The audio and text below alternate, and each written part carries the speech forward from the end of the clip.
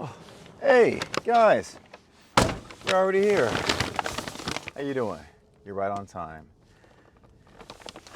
Let me ask you something, guys. Look, we all love our parents, right? Of course we do. I mean, they raise us, they take care of us, they guide us, they feed us. But is there a limit to what you would or wouldn't do if your parents asked you? Right? I mean, there's got to be limits, right? Well, let me tell you something. Today, our antagonist will not win any awards for Father of the Year. Let me guarantee you that. It'll all make sense later. For now, why don't you just meet me in the kitchen? I'll be there in a second. See you soon.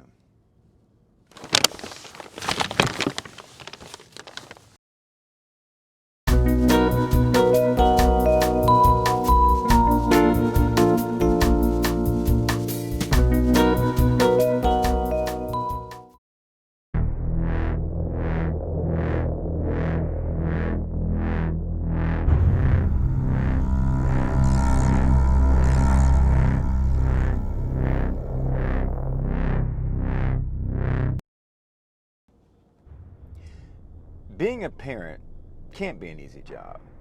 It rarely is. And I'm not even sure it's supposed to be. Now, I'm no parent, but I have one. And I was not an easy little boy to raise. I know that much. Sorry, Mom. There's no universal guidebook on how to handle all the variety of issues parents face as they navigate the stages of growth for their kids. But one thing we expect of all parents is to do everything necessary to keep their children safe and out of harm's way. I think most of us would agree that that would be the bare minimum. And you wouldn't need a class to know how to not make your child a felon.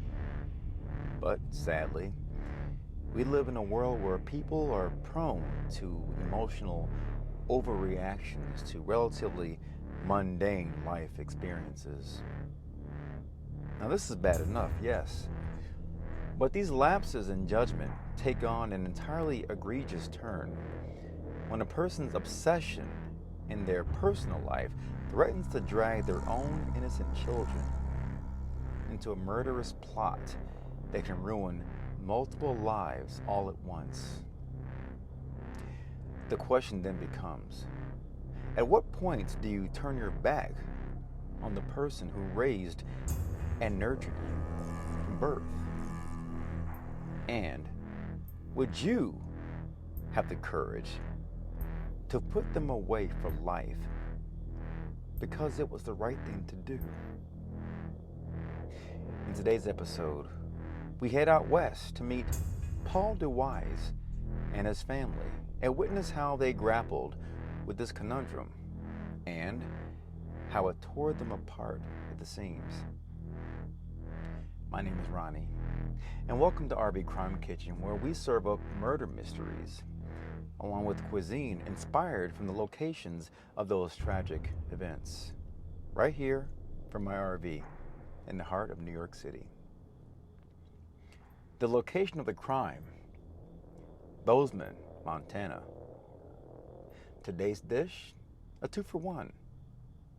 Butte Pasty and Rustic Hungarian Mushroom Soup. So come on, let's cook.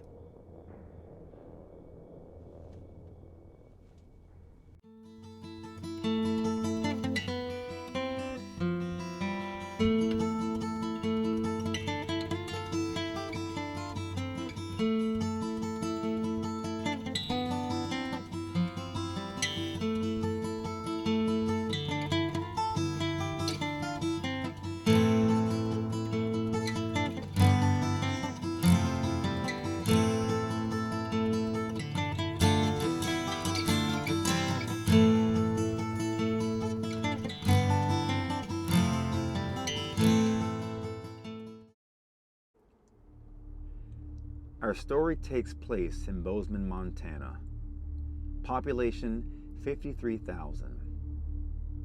Located in the southwestern part of the state and forming the seat of Gallatin County, Bozeman is nestled near the majestic Rocky Mountains. It's sparse as it is tranquil and beautiful. If you like the great outdoors, rodeos, camping, fresh air, and hikes, you're in the right place. This is bison country, which you can see grazing or on a diner menu. In addition to other things going for it, Bozeman also boasts being the site for the filming of the 1992 Robert Redford directed film A River Runs Through It, starring Brad Pitt. I've never seen it, but go ahead and rent it. It was here that Paul Joseph Dewise, family man, would make a name for himself, and not in the way anyone would admire, but more on that later. Paul was born in Pensacola, Florida on July 17, 1970. He graduated high school in Anchorage, Alaska in 1988. After high school, he returned to the lower 48 and earned his BS in biology in 1997 from the University of West Florida. He then enlisted in the Army from 1989 to 1991. After leaving the Army, he would move back to Pensacola, where he taught middle school science.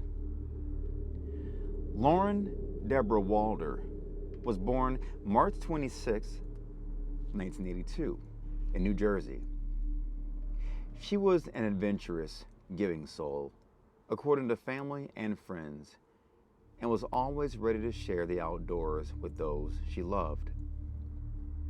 Lauren met Paul while they were both teaching middle school in Pensacola from 2012 to 2014, and they eventually married.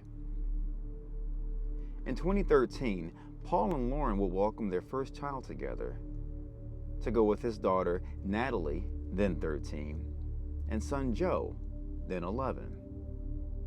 Natalie and Joe were Paul's kids from his first marriage.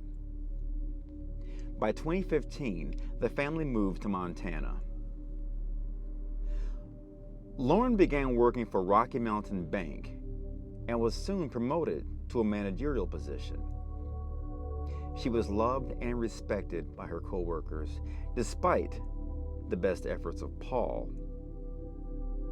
He often showed up at her job to badger her, which got him banned from the premises. In the spring of 2017, Lauren joined a fitness gym and met Audria Butler, who became Lauren's friend and personal trainer.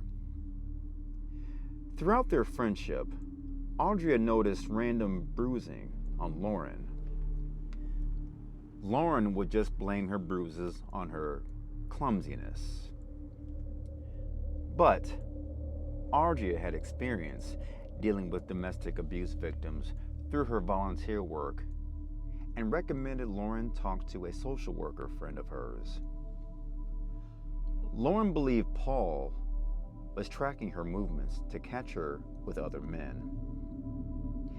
He was very possessive and would just show up randomly, no matter where she was, all around town. Paul began messaging Audria on Facebook Messenger, accusing her of trying to corrupt Lauren against him. Then he'd apologize. Then repeat. Paul used Facebook posts to accuse Lauren of cheating on him. The marriage was imploding. By mid-November 2017, Lauren moved in with Audria and her other roommate, Ashley Van Hemert, in nearby Belgrade after Paul kicked her out for supposed infidelity. Shortly after Lauren moved in, Paul began stalking her at the Belgrade home. The first night, Audria awakened in the morning saw that Lauren's car was missing, but noticed a truck parked in the driveway. Paul had taken Lauren's car.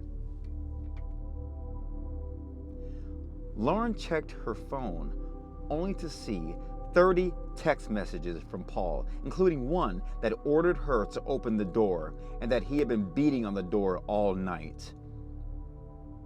Audrey started locking her doors for the first time and borrowed a shotgun to keep in-house. Over the next 2 months, Paul's harassment and stalking of Lauren at Belgrade had become routine for the three women. On January 4th, 2018, Lauren went back to Bozeman to celebrate her daughter's 4th birthday. Paul would not stop harassing her to come back home. When Lauren returned to Belgrade, she knew she could never go back to Bozeman. Paul was a clear danger. On January 6, 2018, Audrey worked all day, then had dinner with a friend. She came home around 8 p.m. and prepared to meet up with another friend that night in Belgrade. However, she worried about leaving Lauren home alone, as Ashley was out with her boyfriend, Ralph. Lauren told Audrey to go out and enjoy herself, adding she hadn't felt safer in years. So, Audrey left. She'd never see Lauren alive again. Later, around 11:30 p.m., Ralph drove Ashley back to Belgrade. The door was locked, and the house was dark. Ashley assumed Lauren was upstairs asleep. Ashley prepared for bed. The next morning, January 7th, 2018, Audrey returned home at around 8:55 a.m. She entered the home through the garage and noticed pieces of door frame around the back door were broken, splintered, and strewn around the floor. She thought one of her roommates accidentally broke the frame, as it was flimsy and perhaps they weren't used to it being locked. As she walked to the back door to examine the debris more carefully, she noticed 2 large boot prints in the snow on the back deck. Audrey knew immediately it had to be Paul. Several weeks prior, Ashley had told Audrey that she was awakened from her sleep by a series of loud banging at the door. At the time, the house was completely dark inside. Without turning on any lights, Ashley crept from upstairs to the door, only to run into Lauren standing by the door in the dark. Lauren was waving at Ashley to be quiet and to pretend the home was unoccupied. It was Paul, demanding to see Lauren. Paul had a temper. Audrey knew he once pulled a gun on an Airbnb guest and also punched one of Lauren's male friends as they sat together in a parked car. When Audrey saw the footprints, she ran upstairs to check on Lauren. She saw that her own bedroom door was wide open, even though she always kept it closed when she was gone. She found Lauren in her room and knew she was already dead. She then ran to Ashley's room and saw her lying on her back, calling for help, blood all around her body from gunshot wounds. Not knowing if the shooter was still in the house, Audrey turned and ran outside, screaming for her neighbor to call 911. Police and paramedics arrived.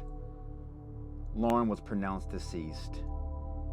She had sustained 5 gunshot wounds from small caliber bullets, including one to the back of her head. Ashley received 4 gunshot wounds from a similar weapon, including one to the back of her head. But she was conscious and able to speak to police, though her vision was temporarily disabled due to her brain injury. When Audria was asked why she believed the shooter could be Paul, she stated, "Because of all the threatening things he said to Lauren, because of all the terror he had already caused her, because of the aggressive things he said to me, because he had already been to my home. The culmination of all those factors, I don't question it at all." Police intercepted and arrested Paul that day during a traffic stop, driving Ashley's Toyota RAV4. His 3 children were in the vehicle with him. Detectives interviewed Paul at the local police headquarters. He claimed not to know what had happened to his wife, but when told she had been shot and killed in her home, he put on a bad acting job of looking surprised, but not distraught. No crying, no tears. The detective then asked how their divorce was going. Paul said for Lauren, it was going fine, but for him, it had been hard. Paul told investigators he didn't do much the previous night, and that he just went to bed after watching TV with his kids. But he then recalled that he went out for a beer run with his son around midnight to Town Pump convenience store. Going to Town Pump would end up being one of the few truthful things he offered the police, for a specific reason we'll learn later. After committing Paul to a basic timeline of his activities, as well as alibi witnesses, detectives released Paul with no charges, but seized his cell phone. Next, Detective Sergeant Jeremy Kopp of the Gallatin County Sheriff's Office interviewed Joe to corroborate Paul's timeline of the night of January 6, 2018. 15-year-old Joe corroborated his father's story that they had just watched TV at home all night and then went on a brief beer run to a local convenience store in Bozeman. Joe also provided background information about his own relationship with Lauren. He considered her a second mom. He said after the beer run, they returned home and he went to his room to go to bed and never heard the door open afterwards. When asked who he thought could have done the killings, he said he didn't know, but surmised drugs may have been a motive.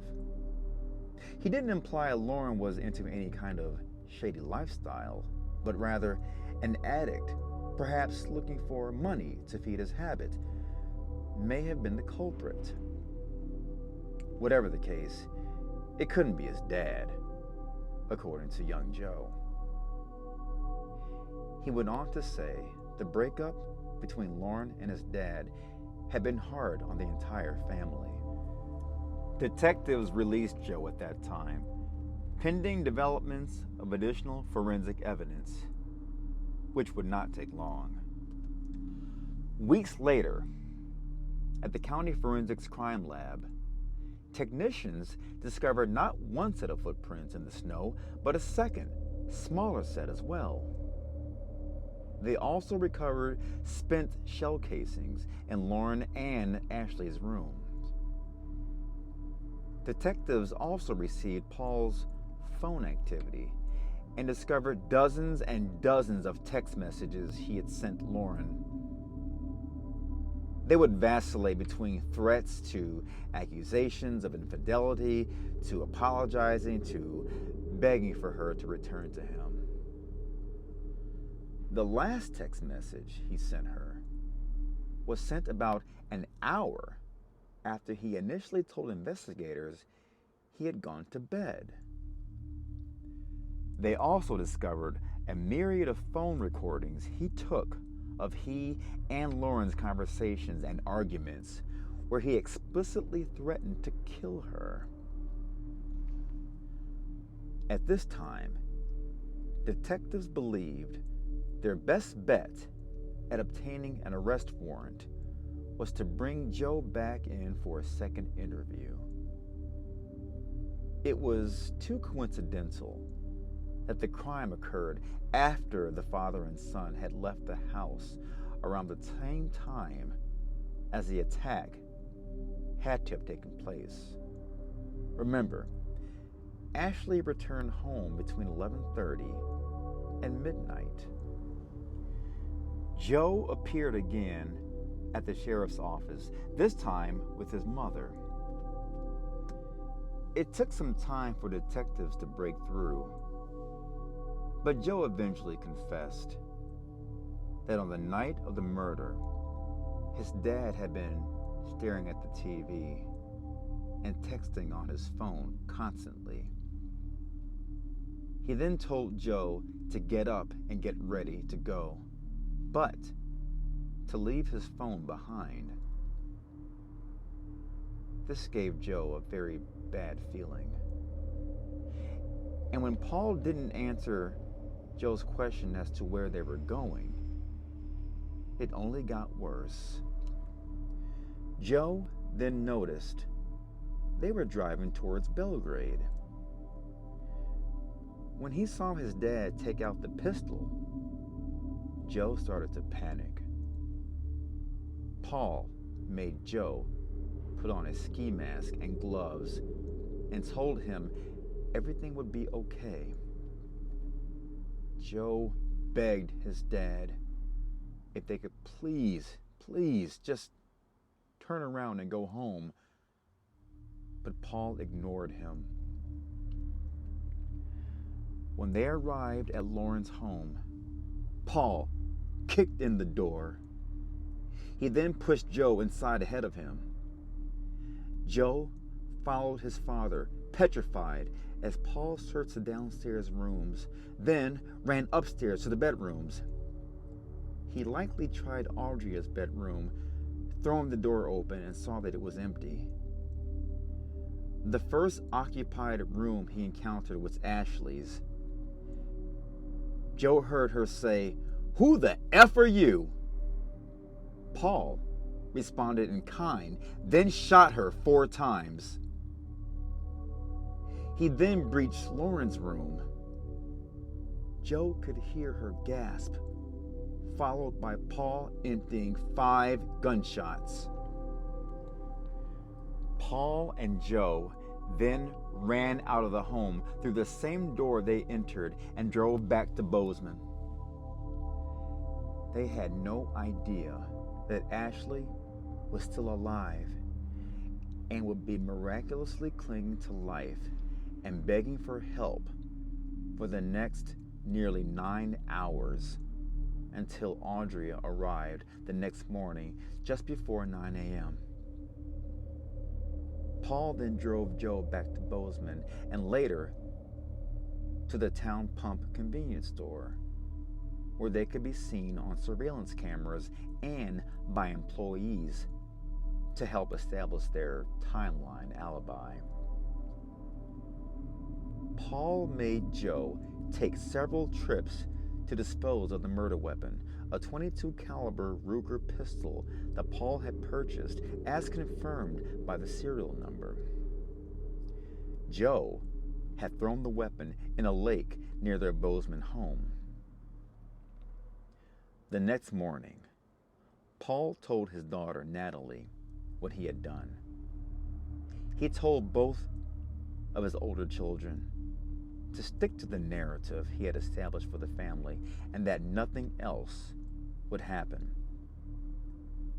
Joe and Natalie took this as a clear threat that if they told, they would be in danger, and possibly their little sister as well. They then all drove to church before they were stopped by police. Later, during the investigation, a man and wife found the murder weapon while fishing.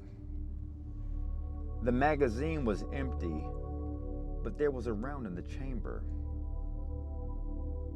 Incidentally, that model gun can hold 10 rounds in the magazine. 5 shell casings were discovered in Lauren's room and 4 in Ashley's. The couple initially thought nothing of it until they heard details of the shooting in Belgrade. They called the authorities, who came to collect it. With all this evidence, Paul was arrested and charged with first-degree intentional murder and attempted first-degree murder. He was held on $800,000 bail. Paul was ordered not to contact members of his family while he awaited trial, but the trappings of jail were apparently not to his liking, and he couldn't help himself but to call his daughter Natalie. Amazingly, Paul asked Natalie to convince Joe to take the fall for the shootings. Paul was actually talking up jail as akin to day camp. That prison shower butt stuff was just a thing from movies, and that Joe, unlike Paul, would only get a slap on the wrist because of his age. He pretty much told Joe to take one for the team because he needed to get the F up out of there. Natalie, for her part, took a pass, but did forward this message to the cops, who then charged Paul with witness tampering. Paul went on trial in late January 2020. His 2 oldest kids both testified against him.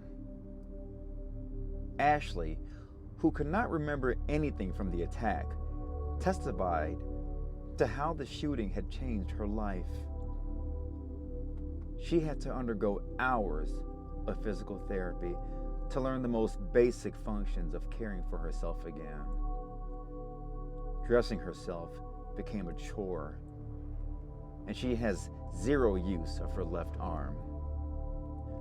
But she has a strong spirit, faith in God, as she expressed often in her testimony, and forgave Paul for what he did to her.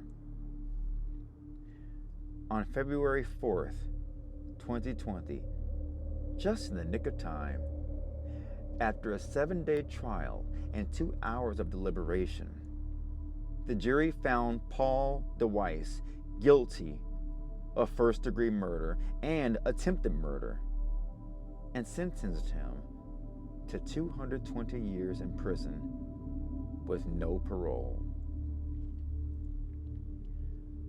One of the saddest parts of this case is Lauren and Paul's daughter, who was only 4 when this crime occurred. She has been rightly shielded from publicity and is pretty much an orphan, but from what I've learned, she's surrounded by a lot of people who love her. As for Paul, he gets to rot for 220 years of day camp. And hopefully for him, no shower butt stuff.